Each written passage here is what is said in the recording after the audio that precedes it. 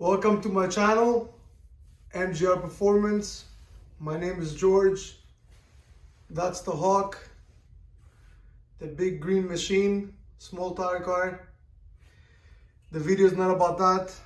Today we have a continuation. This used to be a next circle track. You can look at the other videos before. I showed you guys about the offset cylinders and all these secret tricks they used to do. You know, they've been around for 30 years, but some people just don't know those things exist. The whole bottom end is done. Oil pan is on. I primed the engine. This engine was hurt. Like I said before, it had dropped some valves, and I found some mistakes with the green of the cam. It was advanced about 20 degrees too much on the intake. Anyways, I don't know if it was that way or when everything got hit, things moved. I really doubt it, because I can show you all the pistons. Every single intake piston was licking on the intake side. Seeing where the cam was degreed at, which it was like under 90 in center line. I don't even know if an engine can actually run like that, so I'm not sure. All I know, the camshaft, the green was way off. It dropped the valve, and there's evidence on the pistons that everything was touching. So I'm not pointing my fingers at anybody, I'm just saying what I'm seeing over here. So there was a lifter that was, so basically what I did right now, I changed the cylinder heads, and I'll show you guys something that you have to be really careful, because companies just sell whatever they feel like these days. So what I do is, the bottom is assembled, the engine is primed. I don't see any excessive leaks anywhere or anything crazy with the intake manifold on, right? When I put the heads, I reprime the engine to make sure everything goes on top. That's another story. It's easier to correct something when the whole engine is not already completely assembled, right? I've learned after 20 years of doing this, take the extra step to check your things as you go along. So I installed it. This is not the head gaskets that are going on. I'm waiting for the Cometics 60,000s to come in, just to do a little bit of a dry run. Those cylinder heads have adjustable guide plates, and what I do is I put the cylinder heads on. I go on the lobe of the cam at 0 lash. I put my 2 push rods, and I adjust my guide plates to be centered onto the stem of the valve. So all that is done, and at the same time, as I was rotating the engine, I saw this lifter staying this way. I had seen that it was hit when the engine got hurt, but it had mushroomed the top a little bit. So thank God I did it this way, because you cannot remove the lifter with the heads on. So you have to take out the heads again, right? So I took it out. I buffed the lifter. As you can see, it goes all the way in by itself. Fixed that. The roller is good. I mean, those are good lifters. There's nothing wrong with them. It got a little bit hurt, so I fixed it. No big deal there. So after that, I'll show you about what I'm talking about. You see, those are adjustable guide plates, right? So you want them when the engine is running. You want it when it's moving left and right. You want it to spend most of its time right in the middle, okay? I'm not talking about push rod length. I'm talking about the guide plates being adjustable, okay? And another issue with these cylinder heads, okay? You see what I did? I rimmed the guide plate, because the way they come, they're grooved up to there. So you're gonna go install everything and adjust your valves, only to find out it's bottoming on the top of the cup, and it's prying on the rocker like that. So be very careful when you, any cylinder heads, anything in an engine, you gotta take them apart, check the install heights. They're not correct. Well, they're correct to whose application? You know what I mean? You gotta make them correct to your application. So just because something is new, it doesn't mean anything. So everything is done. Both cylinder heads have been done correctly now. So I'm ready to wash everything when my head gaskets come in and assembled everything. Another thing I'll show you, the entry on the port, it's about the same height, but wider than the old dart iron heads that I had. So I said, I ain't gonna leave the manifold that way. So basically at the same time, I can install my 2 cylinder heads the way I'm set up and make sure I can have the intake much ported correctly. So we'll go on the porting side, and as you can see here, and no, I'm not gonna polish the ports. I know the internet likes the word polish. If it's a boosted setup or a nitrous combination, yes, but for naturally aspirated, I like a burr finish. So this is how it was before, okay? I mean, it was decently done. It was nicely done, but for a different cylinder head. So now we just, I have a little bit of an OCD. I want everything to be nice and, you know, as matched as possible. I mean, this guy's did it. He's opened up the bottom a little bit more than here, but it doesn't change anything. It's just, you know, some of us just like to make it a little bit more straight, more perfect. So I just, you know, you can't just do a gasket match. You gotta work your way into it, right? You can just open the out of the intake, and then the rest of the port is the same. You accomplish absolutely nothing. So that's my next step. I'm working on the manifold. Let me just put this like this. And I mean, that's not done. I'm still working on it. But the bottom of the port is gonna stay like this. It's gonna have a burr finish. This is naturally aspirated. You want the fuel to blend with the air. You don't want the fuel to separate and slide at the bottom and the air on top. You want to have a mixture happening as it's going into the combustion chamber. That's how you make power. So George MGL Performance. This is, oh, I'll show you this is the pistons.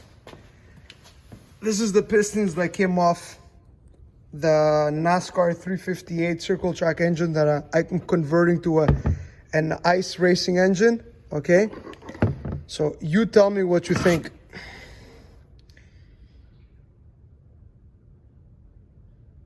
That looks to me like something was touching, because if that was machined, right, it would be black like the rest of the piston. So I'm not saying anything, it's just, and look what valve broke. The intake valve, right? And look how the engine was running. I mean, all the signs that I'm seeing here, and seeing the camshaft center line being 90 or 88 or something to that extent, like almost like a tooth off. I don't know what to say. Dropped an intake valve. I see massive detonation happening. That's all signs of you know, the motor doesn't have a lot of compression. So even this one, look, even this one looks like it was touching. Like, if that was machining, that was done to notch the pistons, why isn't it blocked like the rest of the port? And you see detonation, you see like the engine was, there was something happened over here. Look. I don't know, I could be wrong, but the degree of the cam was definitely way off, because on the sprocket of the timing chain on the top, there's a bushing, okay? And as I was installing the timing chain, you know, when you put in the cam in a big block Chevy, when the dots meet on the overlap of the cam there, the dot, picture a circle around, the dot, the pin of the camshaft, it's on this side. It's like 3 o'clock, okay? And then you have your bolts that you put on the camshaft. Well, when the pin of the cam and the 2 dots are meeting where they had the camshaft, so I can start degreeing to see what they were doing before, you can barely put the bolts. It was like the sprocket, it was this way. Picture the bushing that you degree in the cam is around like this, but it fits many ways. So as you're moving it this way and it's offset, it's moving the timing chain this way and that way. Well, the way the bushing was, the sprocket was completely this way. I was barely able to put the bolts on the cam, and I'm like, what the heck is going on over here? So when I degree in the camshaft, I'm like, this can't be.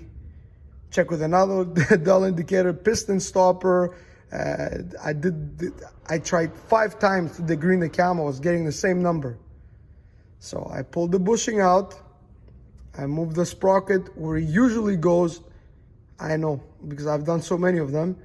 And I installed the bushing being in the center.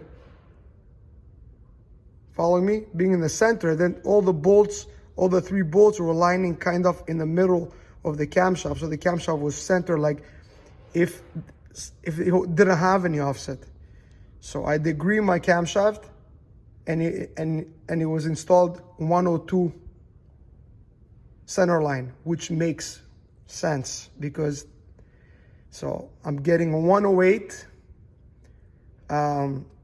as a lobe separation, and the center line is 102 the way I have it right now.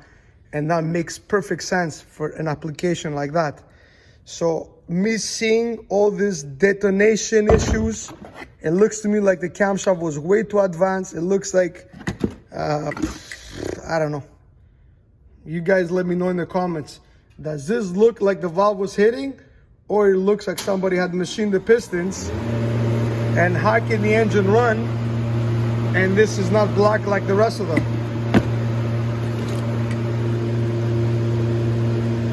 All the valves are hitting. Oh, that's my opinion anyways. So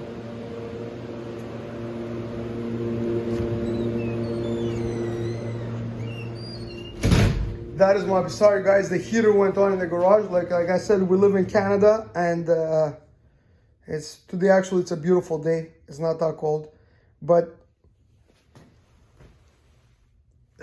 how can I explain to you? Do I have something? I don't have something. Well, I can show you with this. That's a small block Chevy timing set gear.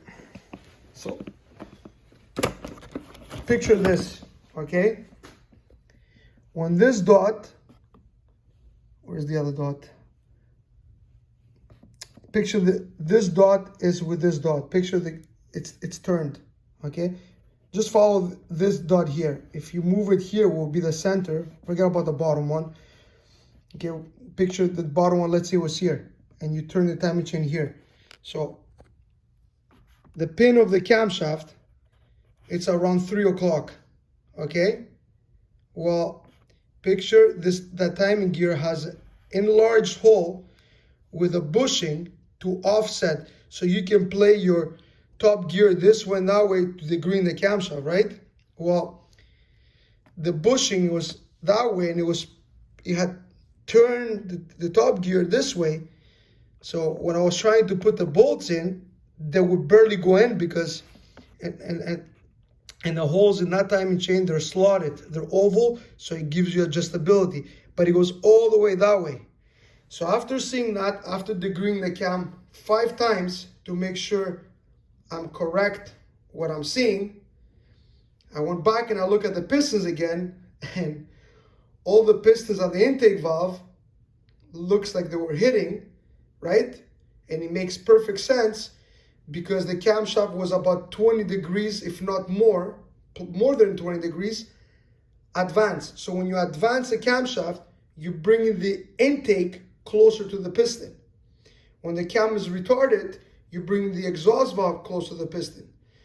So I have no idea how that engine was running that way, or something happened and it moved the bushing and everything hit.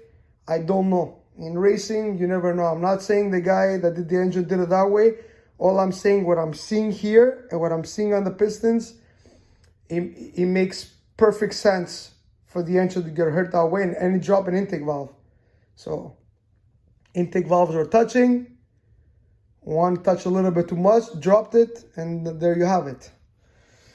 George from MGR Performance. The next video is gonna be totally assembled and some dyno pulls. Please post in the comments, what do you think this engine gonna make? I don't mind. I'm even gonna give the cam specs. I don't care. More secrets given away today. More secrets.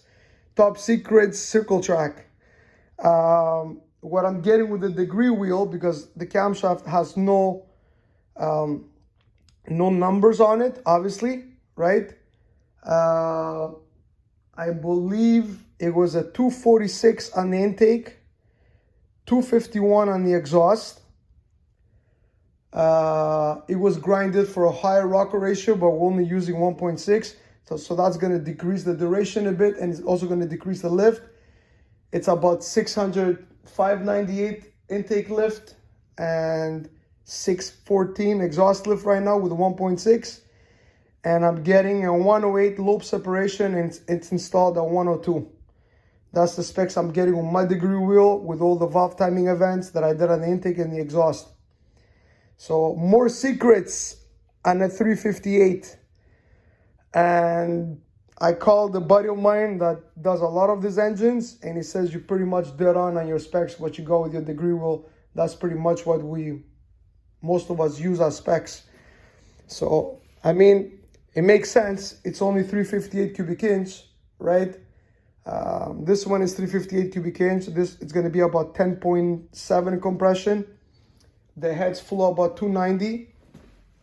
I could have milled them and bring it over 11-to-1, and that's the intake lift with the 1.6, 598.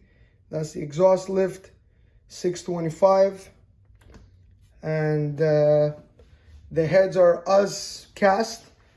I just did a 30-degree back cut on the intake valve, and I picked up all kinds of low numbers because it did not have any back cut on the intake side. If you guys are following what I'm saying, I'm giving out a lot of good stuff, a lot of good information that will help you build your knowledge.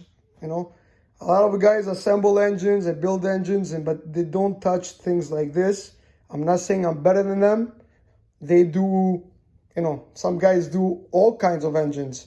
So they have a lot more knowledge about me, the machine, all kinds of stuff. They have a lot more knowledge than I do.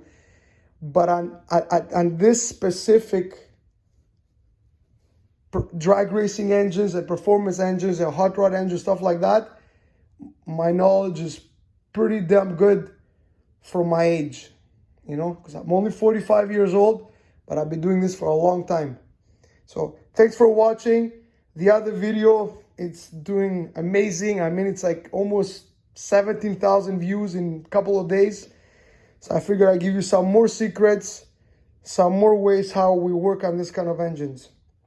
George, MGR Performance, thank you very much. Hit a like, hit a subscribe, encourage me. I want to make it to 1,000. Much appreciated. Have a good day from MGR Performance. Thank you.